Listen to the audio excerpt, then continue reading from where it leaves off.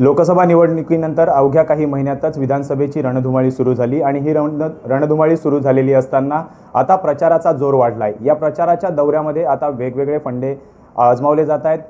बऱ्याच प्रकारच्या चर्चेनंतर आता मुरबाड विधानसभा मतदारसंघ पुन्हा एकदा चर्चेत आलाय। मुरबाड विधानसभा मतदारसंघामध्ये सध्या तिरंगी लढत होईल अशी अपेक्षा असताना प्रमुख दोन उमेदवारांमध्येच ही लढत होताना दिसते। महायुतीकडून 4 वेळा आमदारकी भूषवलेले किसन कथोरे हे 5व्यांदा या निवडणुकीच्या रणांगणात उतरलेत, तर त्यांच्या विरोधात महाविकास आघाडीकडून सुभाष पवार यांना उमेदवारी देण्यात आली आहे। या साऱ्या रणधुमाळीमध्ये किसन कथोरे हे प्रचार दौऱ्यावर आहेत। वांगणी येथे आले असताना आपण त्यांच्याशी संवाद साधतोय। वांगणी परिसराचा सर्वांगीण विकास करण्याचं ध्येय उराशी बाळगून किसन कथोरे हे या ठिकाणी प्रचार करतायत। वांगणीचं नेमकं विजन काय आहे हे त्यांच्याकडून जाणून घेऊयात। आपण या मतदारसंघामध्ये वांगणीवर विशेष प्रेम केलंय, वांगणीकरांसाठी बऱ्याच सुविधा आपण दिलेल्या आहात, मोठ्या प्रमाणात निधी दिलेला आहे। या 4 वेळा आमदारकीच्या नंतर पुन्हा 5व्यांदा आपण निवडून याल अशा प्रकारचा आशावाद व्यक्त केला जातोय। या पुढच्या 5 वर्षामध्ये वांगणीसाठी तुमचं विजन नेमकं काय?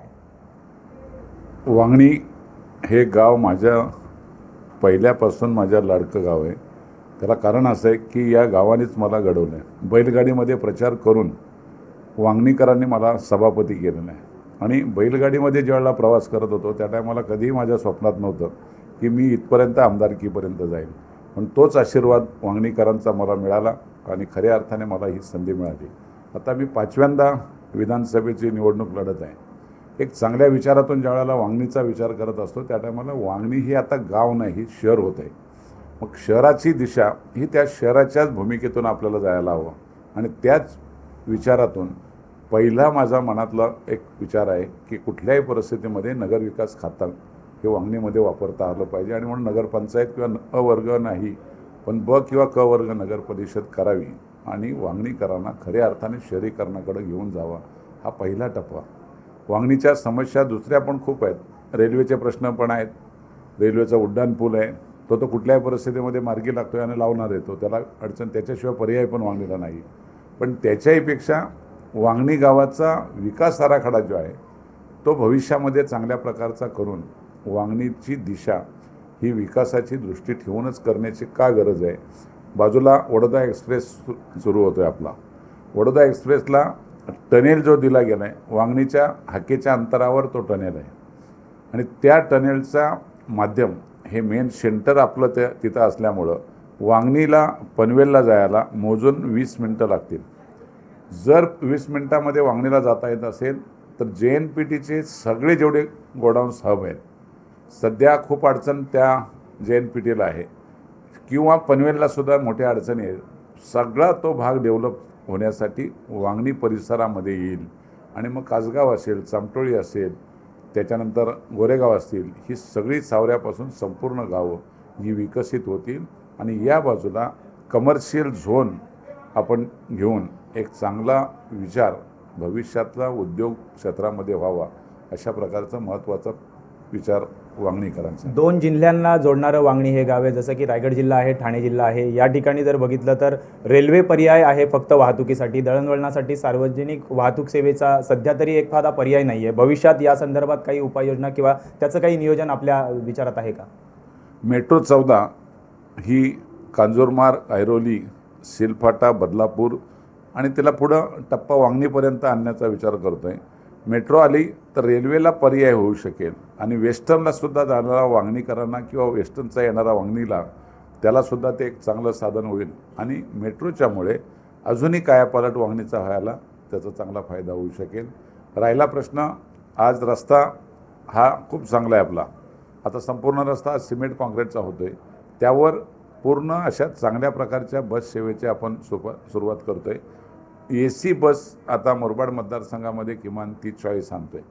त्या बसची सेवा बदलापूर, कल्याण किंवा वांगणीपासून संपूर्ण हा भाग किंवा कर्जतपर्यंत हा कव्हर करतो आहे। नागरिकांना बसच्या ऐवजी काही पर्याय असावा तो होईल। कायदा सुव्यवस्थेचा जर प्रश्न बघितला तर वांगणीकरांना एखादी छोटी तक्रार असेल किंवा चोरी किंवा अशा छोट्या काही तक्रारी असतात त्यासाठी बदलापूरला जावं लागतं. मध्यंतरी एक दुर्घटना घडताना जी होती रात्रीच्या वेळेस एक टँकरला आग लागली होती, कदाचित आपल्यापर्यंत ते पोहोचलं असेल. त्यावेळेस फायर ब्रिगेडची गाडी बोलवण्यासाठी आम्ही स्वतः पत्रकार म्हणून प्रयत्न करत होतो. रात्री 2:30 वाजता जवळपास अर्ध्या एक तासानंतर ती गाडी आली होती. तर अशा प्रकारच्या दुर्घटना टाळण्यासाठी देखील उपाययोजना गरजेच्या आहेत. तर त्या प्रकारचं काही नियोजन आपल्या विचारात आहे का? सगळ्यात महत्त्वाचा तोच विचार की नगरविकास विभागाच्या बरोबर वांगणी गाव जोडलं गेलं की या सगळ्या सुविधा मला घेता येतात. आणि मग स्वतःचं अग्निशमन दळ, स्वतःच्या सगळ्या इतर यंत्रणा या पूर्ण वांगणी शहराच्या दृष्टीने निश्चितपणे त्यामध्ये समाविष्ट केला जाईल आणि त्याला न्याय पण मिळेल. वांगणीच्या विकासाबाबत चर्चा झाली. आता जी निवडणुकीला आपण सामोरे जात आहे त्या विषयाचा एक प्रश्न विचारतो. तुल्यबळ उमेदवार आपल्या विरोधात आहे का, काय वाटतं? एक ठेकेदार उमेदवार आहे. ठेकेदार जर माझ्या विरोधात राहिला असेल तर जनता दूधखोळी नाही आहे. ठेकेदार हे काय पद्धतीचे चालतात किंवा कुठल्या प्रकारचा विचार असतो हे आम्हाला सगळ्यांना झाले. 15 वर्षात या ठेकेदाराने माझ्याकडून कोट्यावधी रुपयाचा निधी घेतला, चांगल्या प्रकारचे पैसे कमवले आणि आता त्यांना उमेदवार कोणी मिळत नव्हता म्हणून ठेकेदार दिला. शिवसेनेची अंतर्गत कुठेतरी नाराजी अशा प्रकारची चर्चा आहे. बदलापूर शिवसेना शहर प्रमुख वामन म्हात्रे अद्यापपर्यंत उघडपणे प्रचार करताना दिसत नाही आहेत. त्याबाबत तुमची काही चर्चा झाली आहे का? या राज्याचे मुख्यमंत्री आदरणीय शिंदेसाहेब यांनी स्पष्टपणे सगळ्यांना आदेश दिलेले आहेत. मग त्याच्यामध्ये कोणालाही सोडलं नाही. त्याच्यामध्ये प्रत्येकाला तंबी दिलेली आहे का युतीच्या माध्यमातून उमेदवार जे असतील, मग भाजपचा उमेदवार असेल किंवा शिवसेनेचा असेल, तिथे सगळ्यांनी काम करणं हे एक बंधनकारक आहे. आणि सत्ता युतीची जर आणायची असेल तर प्रत्येक मतदारसंघामध्ये कुठल्याही कार्यकर्त्यांनी असं कुठलाही विचार करू नये. आणि त्यामुळं असा प्रकार सगळेच लोक कामाला लागलेत. आता आपल्यासमोर एकनाथ शेलार आहेत. खरं म्हणजे त्यांनीसुद्धा सुरुवातीपासूनच काम सुरू केलं आहे. प्रत्येकाच्या मनातलं काही असते संकट, तर त्यामुळे ते मार्ग निघेल. शेवटचा प्रश्न विचारतो. मतदारांना नेमकं काय आवाहन कराल? मतदारांना आवाहन करण्याची माझ्या का गरज नाही. मतदारांनीच मला खऱ्या अर्थाने न्याय दिलेला आहे. मतदार हा माझ्यावर एवढं प्रेम करतो आहे की मी अगदी त्याच्यामुळे भारावून जात असतो. सकाळपासून रात्रीपर्यंत हजारो मला मतदार माझे भेटत असतात आणि उत्साहाच्या भरात पूर्ण दिवस कुठल्याही प्रकारचं विचार करत नाही, प्रचारामध्ये असतात आणि उत्साहाने प्रत्येकजण आपापल्या परीने प्रयत्न करतो आहे. विक्रम करावा अशी प्रत्येक माझ्या मतदारांची इच्छा आहे. तीच पूर्ण व्हावी अशा प्रकारची अपेक्षा आहे. किती मताधिक्य मिळेल यावेळचं, याचं काही गणित काही जुळलेलं आहे का? समोरच्याची डिपॉझिट जावा हाच माझा संकल्प आहे. निश्चितच किसन कथोरे यांनी दिलखुलासपणे या साऱ्या प्रश्नांची उत्तरं दिलेली आहेत. वांगणीचा विकास नेमका काय असेल, कशा प्रकारचं विजन त्यांचं आहे ते या ठिकाणी मांडलेलं आहे. सोबतच या मतदारसंघातून त्यांना वांगणीने विशेष प्रेम दिलं आहे असं देखील त्यांनी या ठिकाणी नमूद केलं आहे. अरुण बैकर, वृत्त Marathi, Vangani. Like, comment, share and subscribe.